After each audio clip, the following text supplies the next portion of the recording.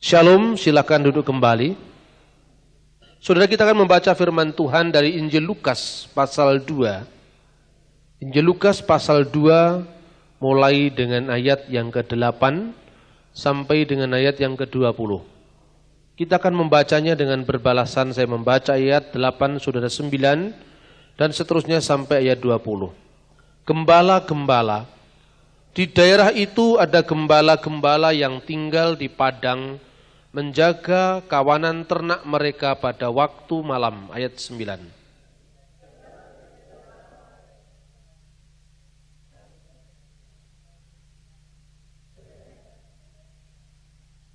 Lalu kata malaikat itu kepada mereka, "Jangan takut, sebab sesungguhnya aku memberitakan kepadamu kesukaan besar untuk seluruh bangsa.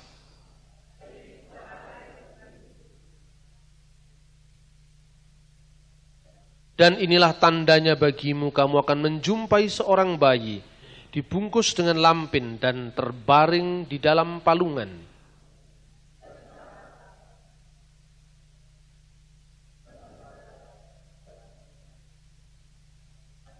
Kemuliaan bagi Allah di tempat yang maha tinggi dan damai sejahtera di bumi di antara manusia yang berkenan kepadanya.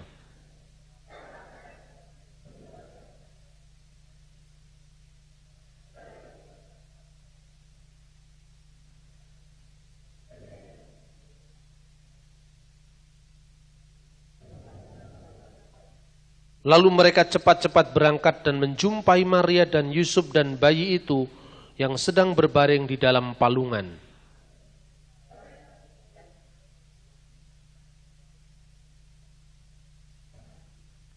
Dan semua orang yang mendengarnya heran tentang apa yang dikatakan gembala-gembala itu kepada mereka.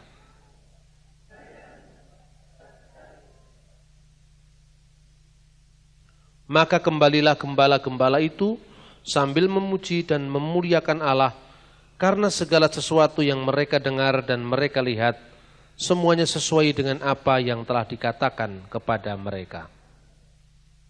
Saudara-saudara yang terkasih dalam Tuhan, ayat-ayat ini mungkin sudah ribuan kali kita baca.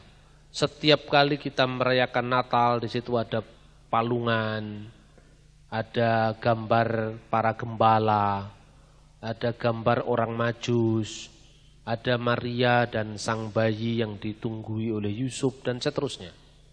Kisah ini tetapi tidak pernah kering dari inspirasi. Kisah ini selalu menimbulkan inspirasi baru bagi generasi yang berbeda-beda selama ribuan tahun. Nah, kita akan melihat pelajaran yang penting dalam teks ini. Yang pertama-tama, ada banyak orang yang mulai berpikir sekarang. Bahkan ada gereja yang sudah tidak mau lagi ada Natalan. Karena apa? Ada pandangan bahwa sesungguhnya Natal itu tidak mungkin terjadi pada bulan Desember. Jadi yang dipersoalkan adalah ketepatan tanggalnya.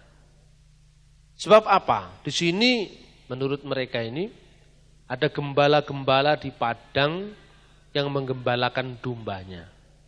Coba kita lihat sekarang di Israel, di Timur Tengah. Apa mungkin pada bulan Desember yang sangat dingin itu, ada gembala-gembala yang menggembalakan dombanya di padang? Itu tidak mungkin.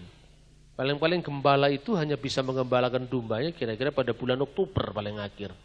Karena setelah itu sangat dingin, sangat-sangat dingin. Nah, atas dasar itu kemudian beberapa kelompok mengatakan tidak perlulah kita Natalan lagi. Karena Natalan itu sesungguhnya merupakan pemeliharaan dari ritus-ritus pagan, ritus-ritus kafir. Penyembahan dewa matahari yang tak terkalahkan dan kemudian diambil alih gereja untuk Natalan. Nah, kira-kira bagaimana sikap kita sekarang? Pertama, harus dikatakan bahwa apa yang disebut dengan padang gembala dalam konteks ayat ini? Apakah itu padang gembala dalam makna biasa atau dalam makna yang lain? Alfred Edersheim dalam bukunya yang berjudul The Life of Jesus, the Messiah, dia mengatakan berdasarkan penelitiannya ada naskah-naskah Yahudi kuno bahwa penampakan Sang Mesias di berita Sang Mesias di padang gembala itu bukan padang gembala dalam arti yang biasa. Dari penelitiannya dia mengutip beberapa targum Yahudi. Targum itu terjemahan Perjanjian Lama yang diterjemahkan dalam bahasa yang dipakai sehari-hari oleh Yesus, yaitu bahasa Aramaik. Antara lain dalam kitab Alkitab yang terjemahan Targum Jonathan, itu kira-kira abadnya Yesus. Ketika Rahel meninggal, di situ dalam kitab Kejadian, menurut terjemahan Targum itu ada ungkapan bahwa yang di sana akan muncul Sang Mesias yang menampakkan diri di Migdal Eder. Migdal Eder dalam bahasa Ibrani itu adalah padang gembala. Dalam konteks nubuatan kitab Kejadian, menurut terjemahan Alkitab Targum dalam bahasa Aram. Jadi Sang Mesias akan menampakkan diri, artinya berita tentang Mesias itu akan digemakan di Migdal Eder. Nah, penelitian selanjutnya Migdal Eder itu ternyata adalah sekawanan domba yang memang dipelihara khusus di dekat Bait Allah dalam perjalanan Yerusalem dan Bethlehem. Jadi yang namanya Shahal Rahwat sekarang ini itu hanya miniatur yang dibangun gereja kuno, tetapi bukan tempat yang sebenarnya. Nah, disitulah gembala-gembala itu menggembalakan dombanya sepanjang musim. Karena tidak ada upacara Yahudi yang sama sekali lepas dari upacara penyembelian domba. Nah, bukti bahwa Desember ada upacara Yahudi, penyembelian domba, itu adalah upacara Hanukah. Upacara Hanukah adalah upacara yang memperingati pembebasan Bait Allah dari penajisan yang dilakukan oleh Raja Syria Antiochus Epiphanes. Dan ketika itu orang-orang Israel di bawah kepemimpinan Yudah dari Makabe memenangkan pertarungan itu.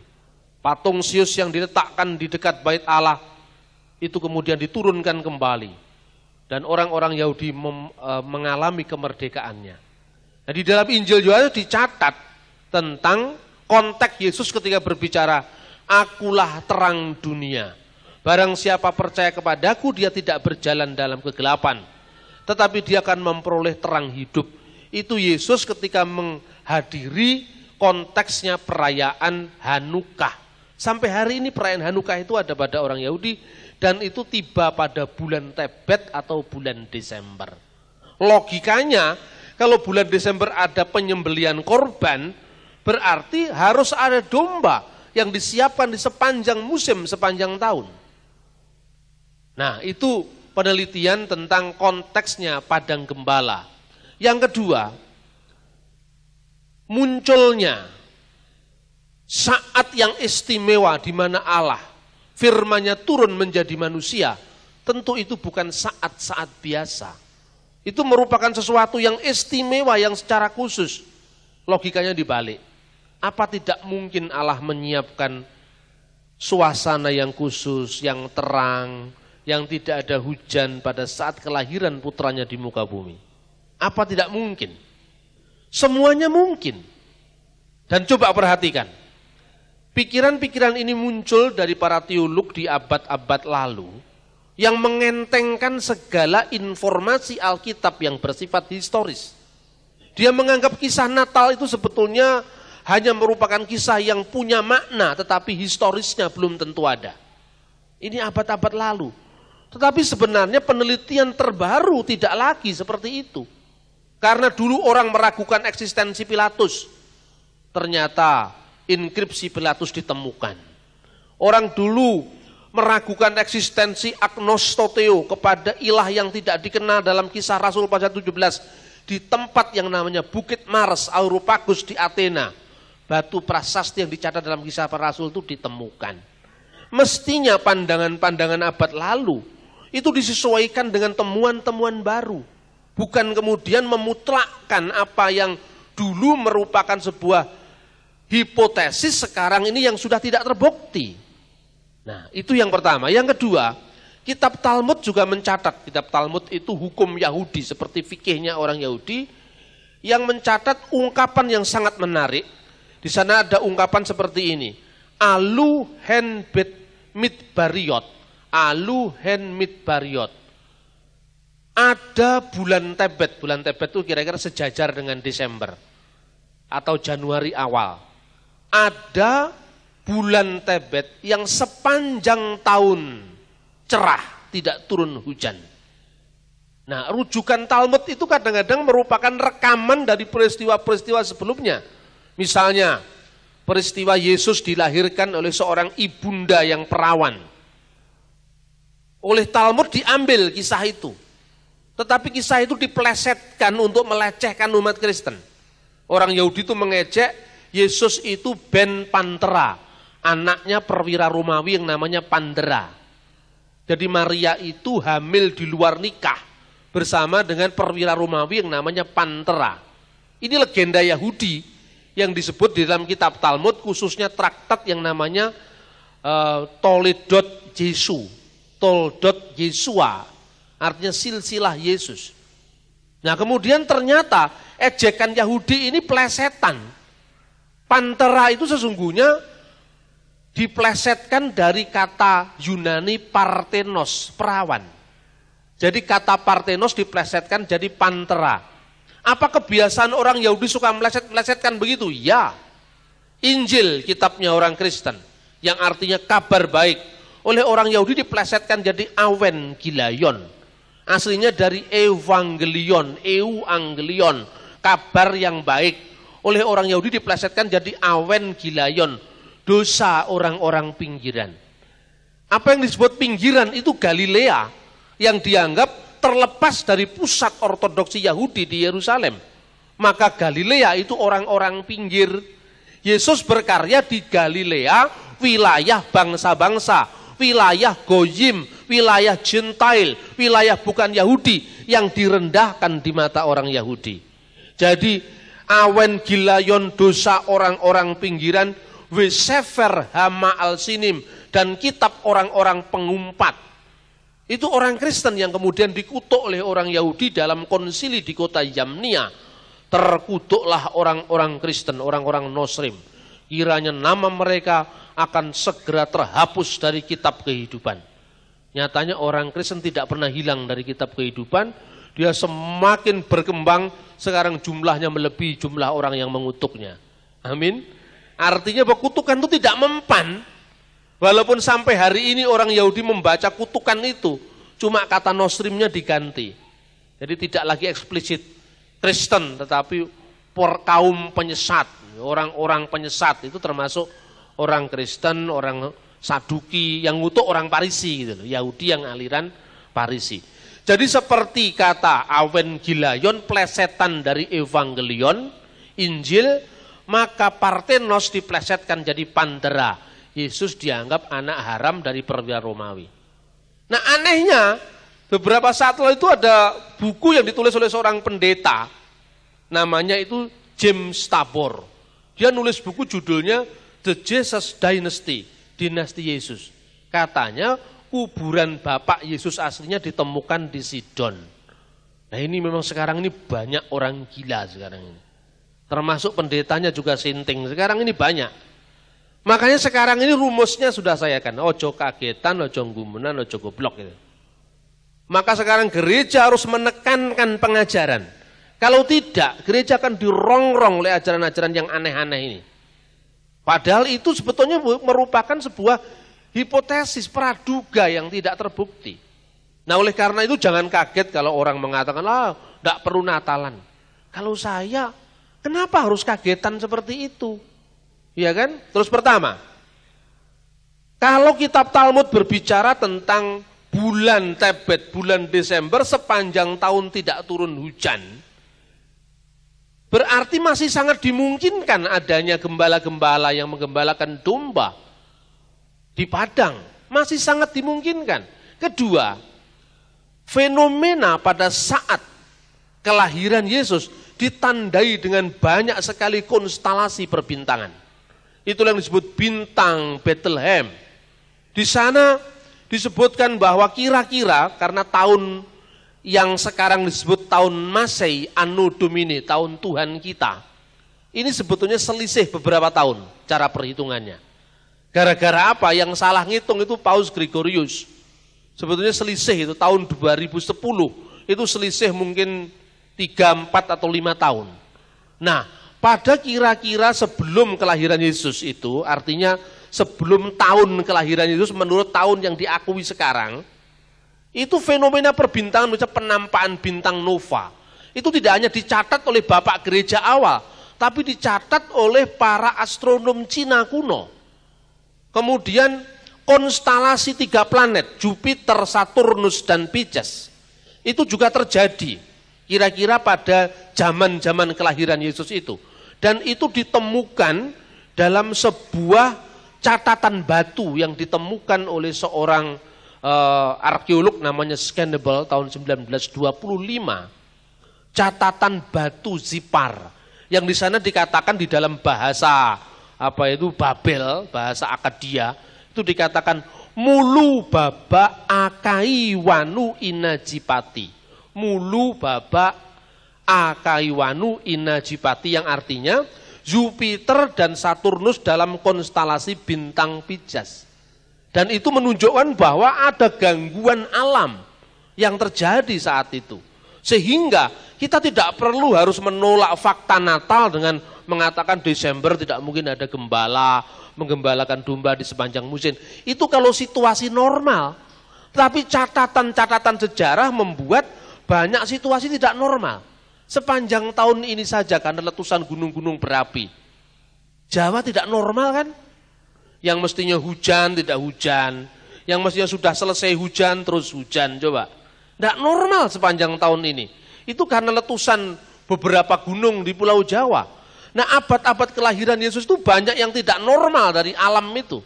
Kan begitu kan? Nah, karena itu ukurannya jangan ukuran pada situasi normal.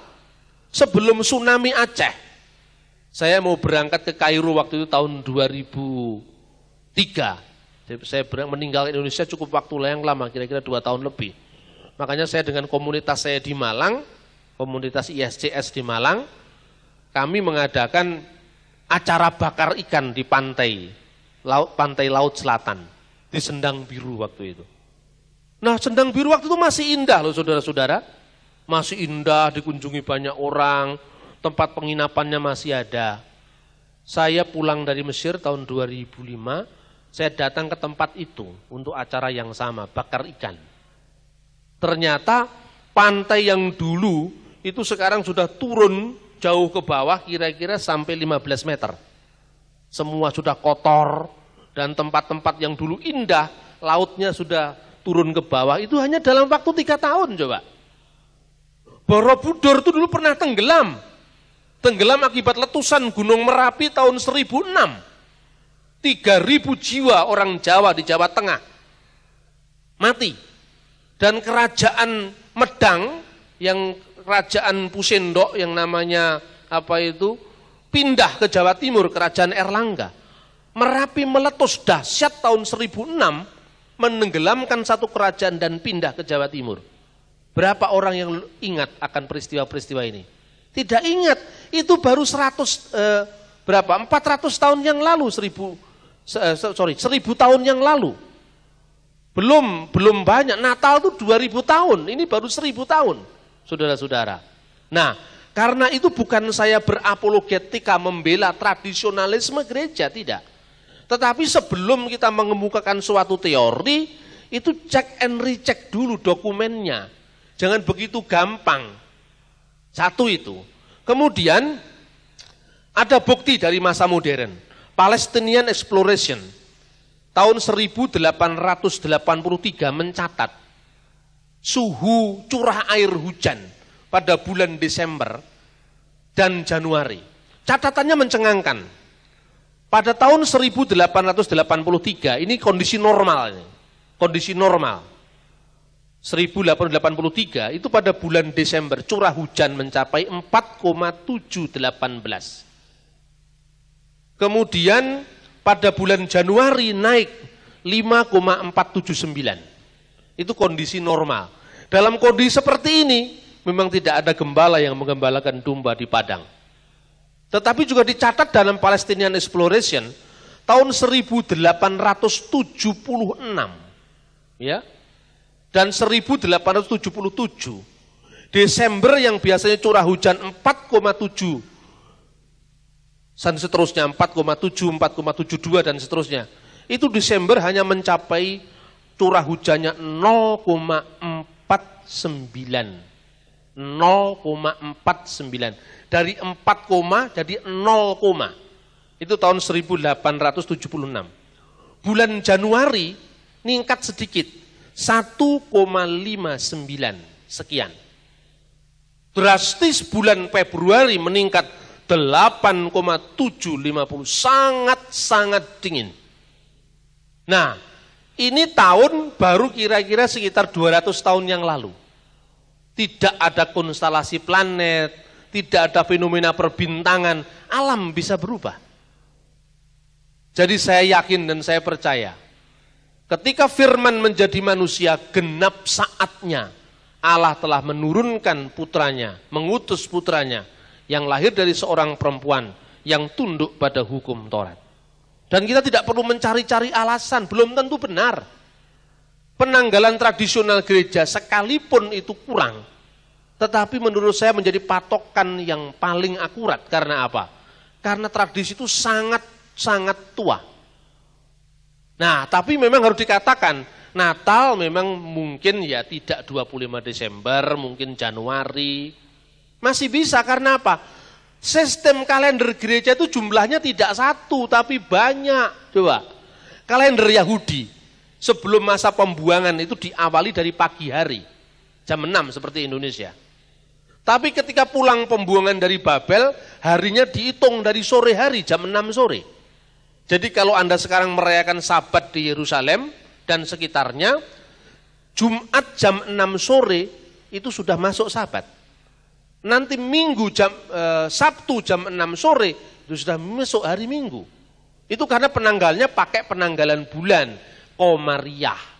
Penanggalan bulan itu dipakai orang Yahudi, sekte Parisi.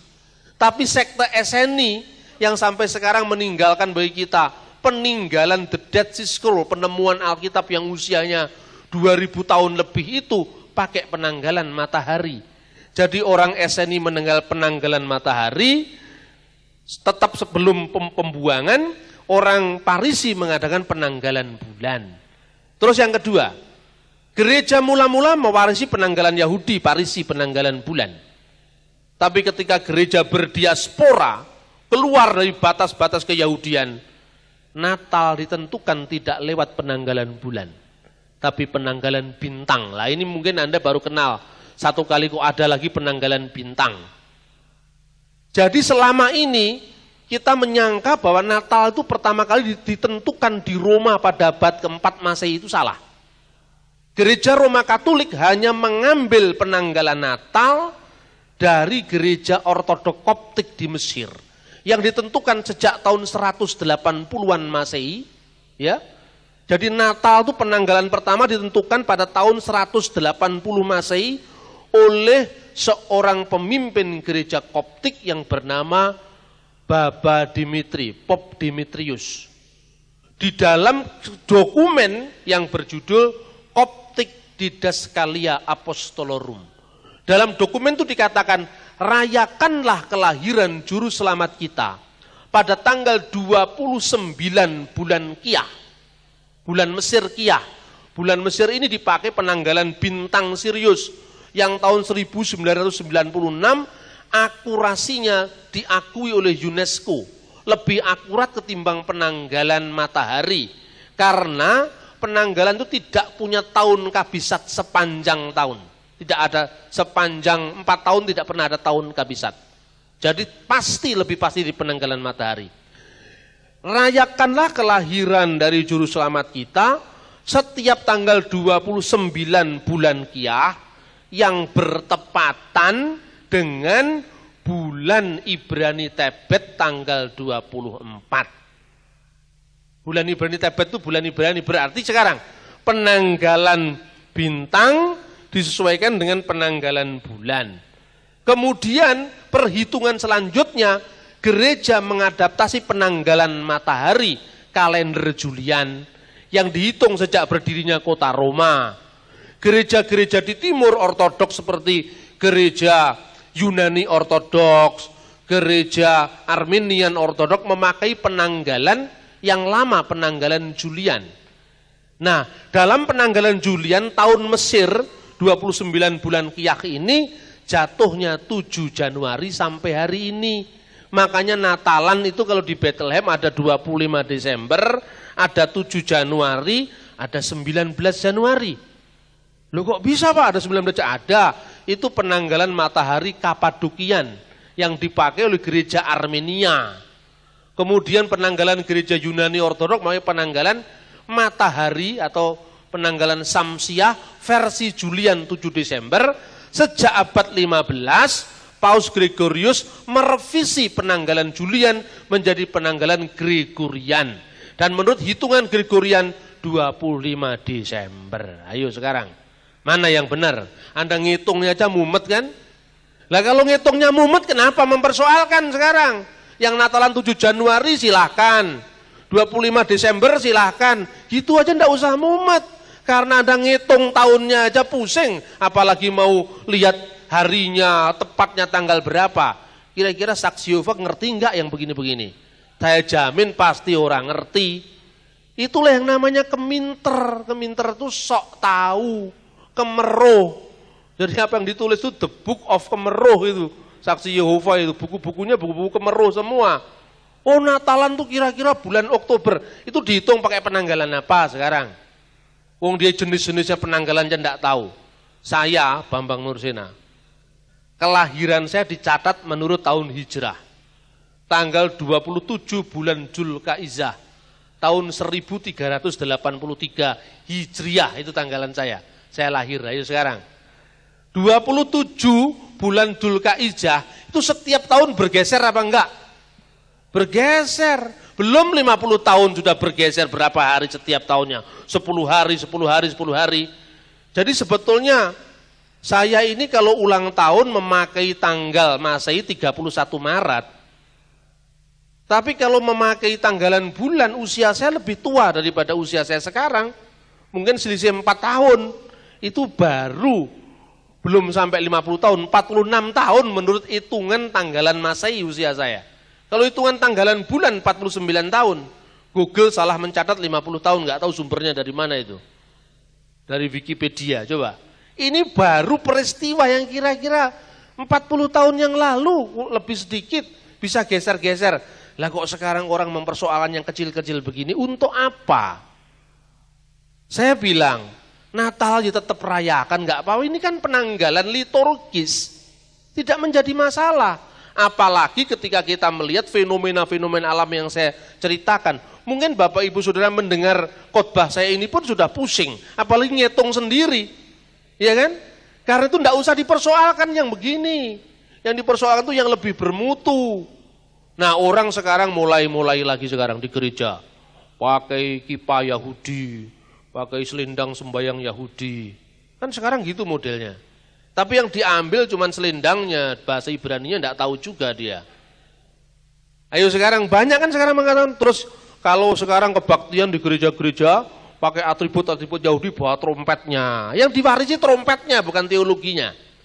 Mestinya yang lebih diterangkan. Oke, menghadapi tuduhan beberapa kelompok yang mengatakan logos dalam Yohanes pasal 1 itu adalah merupakan pengambil alian dari filsafat Helenisme tentang logos yang bukan Allah, bukan manusia, makhluk perantara. Menurut filsafat Yunani, apa benar itu? Tidak benar. Maka justru sebetulnya lebih baik mewarisi studi tentang Targum, studi tentang Misna, studi tentang Talmud, dan mencari, oh ternyata Yohanes 1 ayat 1 itu bukan dari logosnya Yunani, tetapi logosnya Septuaginta. Apa itu Septuaginta? Septuaginta itu terjemahan Alkitab Perjanjian Lama dalam bahasa Yunani abad ketiga sebelum Masehi. Jadi di sana dikatakan, loh ternyata kata davar Adonai, firman Tuhan diterjemahkan dengan logos.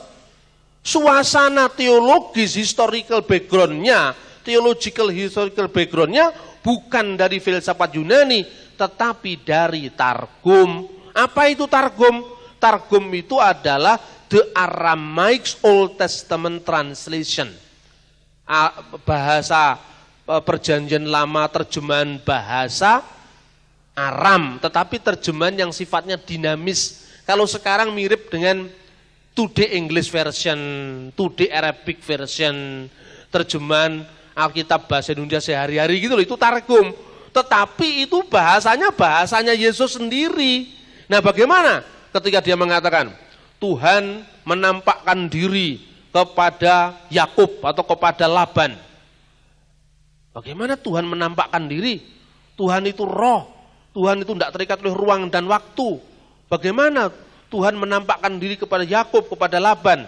Di Targum dicatat, Memra dari Allah menampakkan diri kepada Laban. Memra mehedem Allah. Memra itu artinya firman yang berada di sisi Allah. Itu menampakkan diri kepada Yakub, menampakkan diri kepada Laban.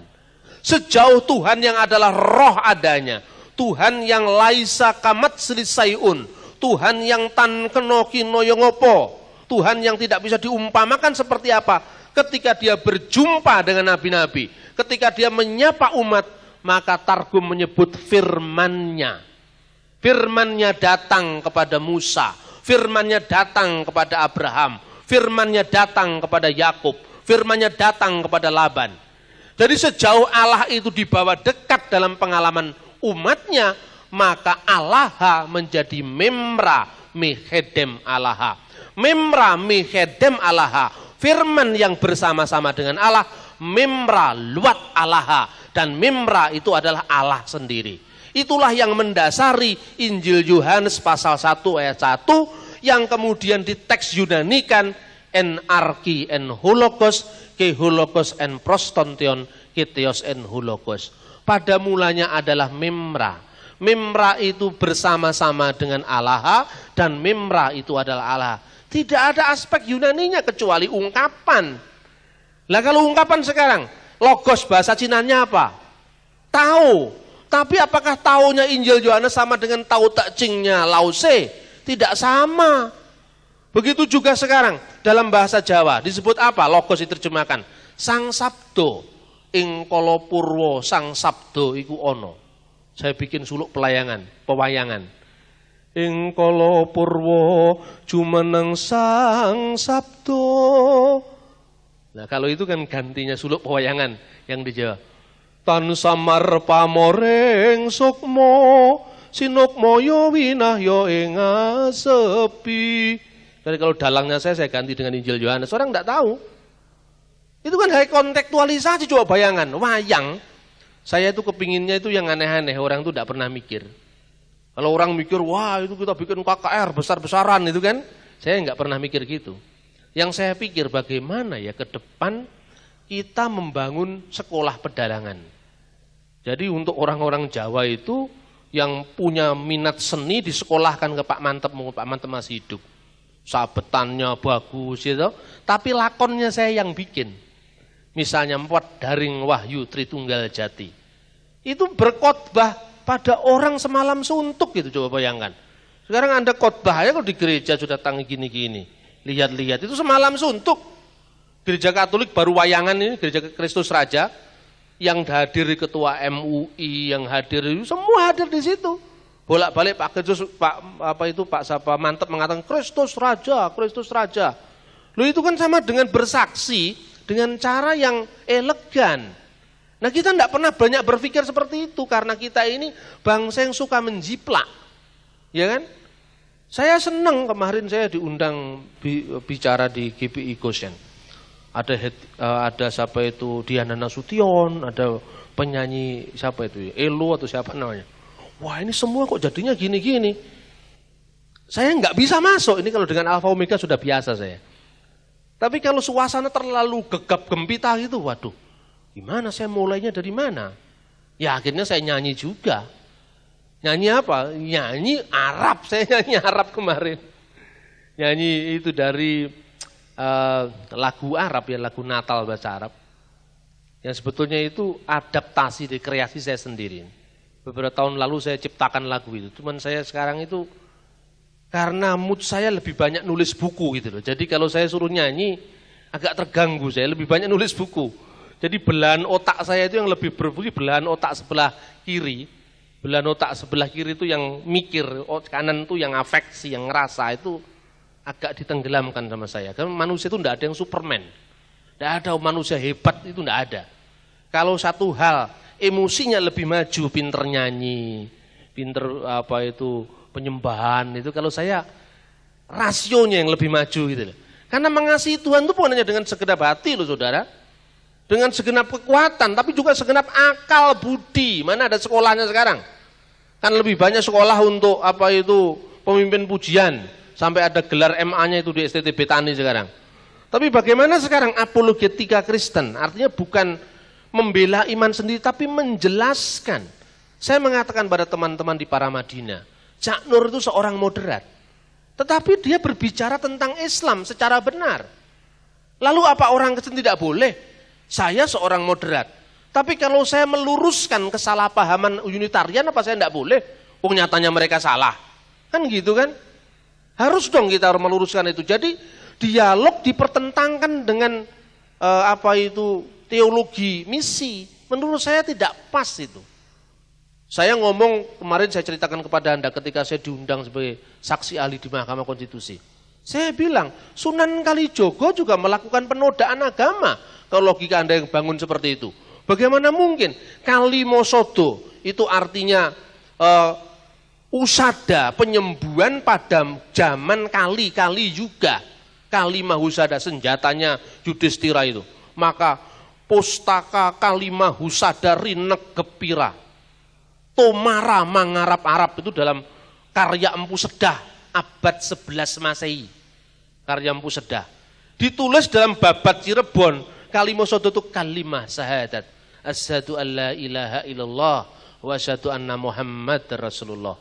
Prabu Puntadewa Ratu Wayang itu kemudian diajari sama Sunan Kalijogo nulis asyhadu an la ilaha illallah, terus sama-sama ngaji jadi yayi samiaji. Lah apa itu bukan penodaan agama? Dakwah Islam berlangsung ketika terjadi dialog dengan Hindu. Kenapa orang Kristen menjadi minder wardahait kompleks? Seolah-olah kalau orang sudah aktif di ICRP, seorang sudah aktif di forum-forum dialog, dia seperti enggan bicara tentang imannya sendiri, kalau saya tidak. Saya kemarin menjadi formatur di Indonesian Conference on Religion and Peace, termasuk yang nunjuk pengurusan yang baru, selain Pak Johan Effendi, Menteri Sekretaris Negara.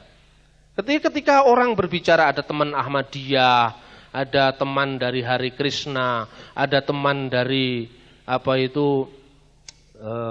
Brahma Kumaris, saya menyampaikan apa yang saya yakini. Oh kalau menurut saya enggak begitu. Jadi gimana Pak? Ya minta maaf ya. Saya bukan anti dengan Ahmadiyah. Saya menghormati hak hidup Anda sebagai Ahmadiyah. Tetapi saya tidak bisa menemukan logika bahwa Yesus pernah pergi ke Pakistan. Lah kenapa? Itu kuburan yang diklaim sebagai kuburan Yesus itu sebetulnya legenda Buddha. Bodhisattva diterjemahkan jadi bahasa Arab Buddhasaf. Buddhasaf itu karena dalam tulisan-tulisan Arab gundul itu, Arab yang tidak ada harakatnya itu. Dalam tulisan kuno, huruf tak sering berubah menjadi huruf nun. Huruf ba sering berubah menjadi huruf ya. Ketika huruf ba Buddhasaf, Bodhisattva, B-nya berubah jadi ya, Yuddhasaf. Lalu dalnya berubah jadi za, zuz, asaf. Itu enggak ada kaitannya dengan Yesus. Lupa, tapi di sana, di India, itu ada banyak dengan ungkapan Isa. Isa Puri Isa. Isa Kil, ya, desa Isa. Is apa? Is, saya bilang gitu. Kalau isnya ringan itu Isa. Tapi sejak kapan Yesus disebut Isa harus dilacak juga. Karena pada zaman Yesus nama Isa belum muncul. Nama itu kan akibat fonetik korespondensi bunyi. Dari perubahan bunyi. Kalau orang Cina sulit menyebut akhiran S di belakang atau Yesus jadi Yesu. Fongcu Yesu kan gitu kan. Orang Arab biasanya shin kadang-kadang berubah menjadi sin. Misalnya Yehosua jadi Yasua, ya kan? Yerusalem Urusalim, Yesayahu Isayahu, Isayah, Shalom salam. Ya. O panjang jadi A panjang, shin jadi sin, Shalom salam, Shalom alaikum, Assalamualaikum. Itu kan fonetik koresponden. Lah di dalam konteks dengan kuburan Yesus Asap di Pakistan itu, di situ digunakan kata ish. Ish itu bukan Isa, Iswara. Jadi Isa itu Isawara, maka ada Isa Upanishad di Hindu itu. Jadi S itu SY, bukan S. Maka kalau logikanya Yesus pernah pergi ke Pakistan karena di sana ada kuburan Yesus Asap, saya bikin teori baru. Yesus pernah mengunjungi kota Malang. Lu ada prasastinya kalau sekedar abur-aburan saja. Di mana prasastinya? Prasasti Dinoyo. Asal-usul kota Malang itu Malang Kuseswara, Mala Angkuca Iswara. Malang Kuseswara itu artinya Mala Angkuca Iswara.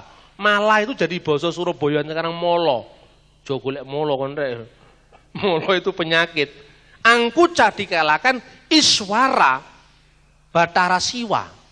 Jadi Sang Yang Siwa Iswara mengalahkan kejahatan. Malang Kuseswara jadi Malang sekarang ini. Bukan berarti Isa Al-Masih mengalahkan kejahatan, itu Iswara bukan Isa. Terus kemudian saya kasih buku saya ini, jangan sebut saudaramu kafir nih. Pada teman misionaris Ahmadiyah ini Anda renungkan, di buku ini ada beberapa teks tentang filologi. Jadi saya menulis buku itu bukan sekedar baca teks terjemahan. Saya lacak dari original teksnya, perubahan bentuknya, filologinya. Dan Anda itu enak kalau baca buku ini. Karena apa? Di sini itu Anda tidak perlu pergi jauh-jauh, ada prasasti-prasasti Arab sebelum zaman Islam. Ada di sini. Kalau Anda metani satu-satu, satunya cari di Yordan, satunya di Syria, coba. Berapa biayanya Anda bikin buku ini coba? Ini enak Anda sudah dapat begini ini kan.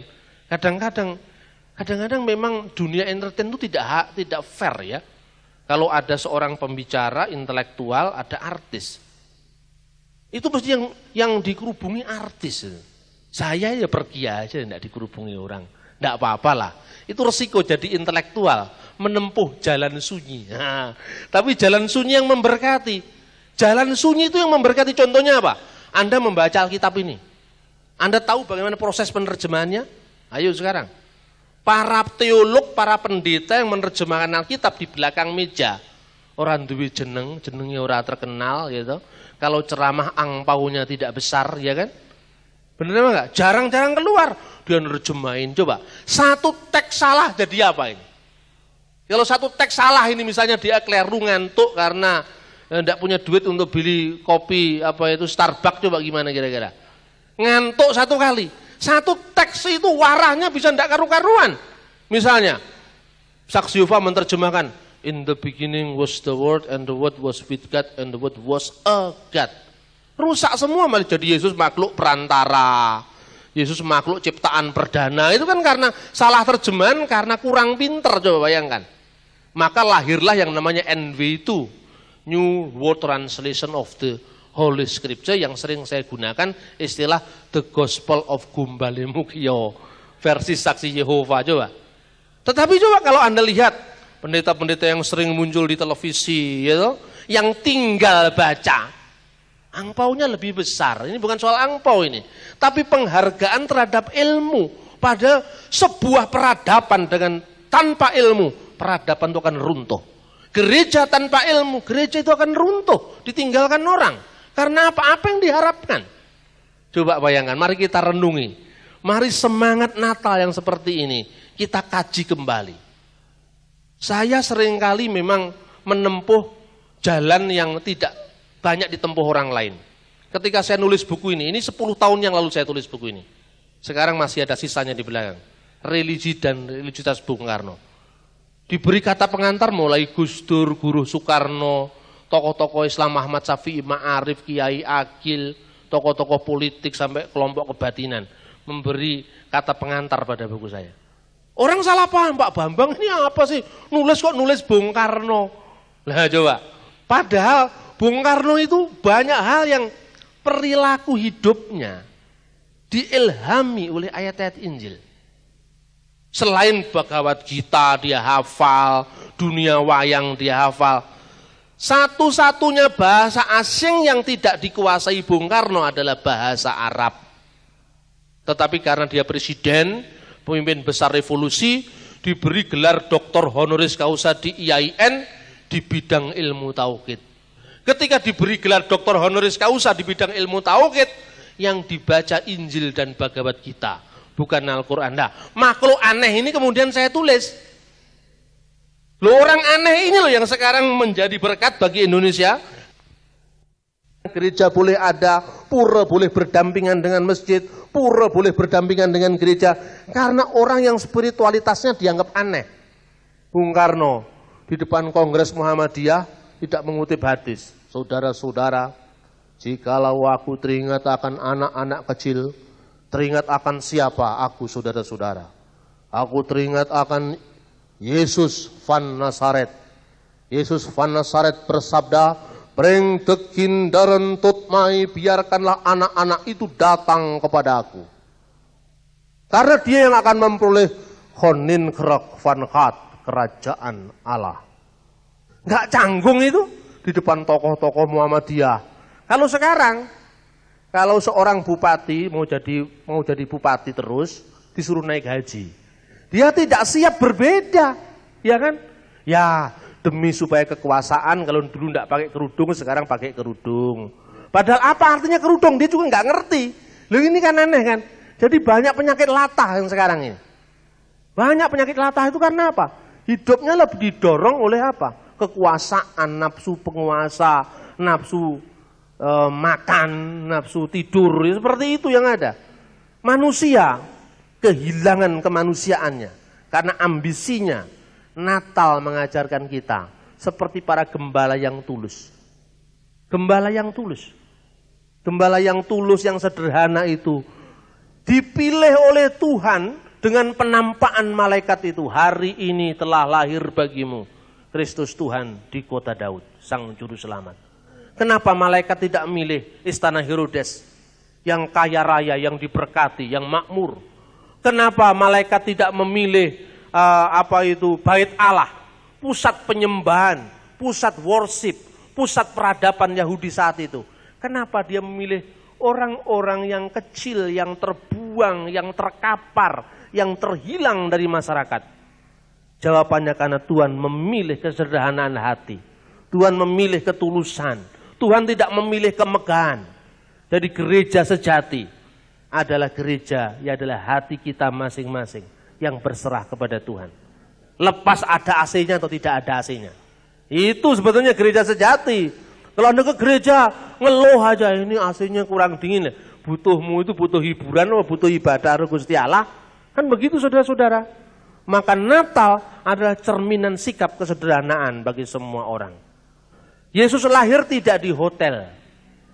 Bahkan tidak di losmen, sekalipun kelas kambing pun tidak. Tapi dia lahir di kandang domba, spesiesnya kambing. Coba bayangkan, palungan yang kotor dia lahir di sana. Artinya apa? Dia yang adalah raja segala raja, mengambil kehinaan, kepapaan, supaya kita yang papa menjadi kaya. Supaya kita yang terbuang menjadi diperhitungkan. Supaya kita yang tersingkir menjadi anak-anak Tuhan. Kiranya firman Allah ini semakin meneguhkan iman percaya kita. Agar kita semakin setia mengiring Dia.